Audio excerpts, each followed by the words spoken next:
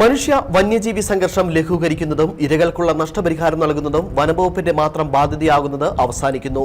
Revenue, കൃഷി, തദ്ദേശ, മൃഗസംരക്ഷണ വകുപ്പുകളെ കൂടി സംയോജിപ്പിച്ച് സംസ്ഥാന ദുരന്ത നിവാരണം വഴി പ്രവർത്തനങ്ങൾ ഏകോപിപ്പിക്കും. ഇതോടൊപ്പം നഷ്ടപരിഹാര തുക വർദ്ധിപ്പിക്കാൻ വനംവകുപ്പ് ശുപാർശ ചെയ്തെങ്കിലും ധനവകുപ്പിന്റെ അന്തിമ അംഗീകാരം ലഭിച്ചിട്ടില്ല. വന്യമൃഗാക്രമണം ഏറ്റവും കൂടുതലുള്ള മേഖലകൾ കണ്ടെത്തി അതാതിടത്തെ പ്രത്യേകതകൾ കൂടി കണക്കിലെടുത്ത് പരിഹാര നടപടി എടുക്കാനാണ് തീരുമാനം. ഇത്തരത്തിൽ സംസ്ഥാനത്ത് 2 നഗരസഭകളും 7 പഞ്ചായത്തുകളും രൂക്ഷമായ പ്രശ്നങ്ങളുള്ള പ്രദേശങ്ങളായും 21 പഞ്ചായത്തുകൾ പ്രശ്നങ്ങളുള്ള ഇടങ്ങളായും കണ്ടെത്തിയിട്ടുണ്ട്. ഭൂമിയുടെ സാങ്കേതിക കാര്യങ്ങളിലും അടിക്കാട് തെളിക്കാൻ ഫണ്ട് അനുവദിക്കുന്ന ഉൾപ്പെടെയുള്ള കാര്യങ്ങളിലും റവന്യൂ വകുപ്പിനായിരിക്കും ചുമതല.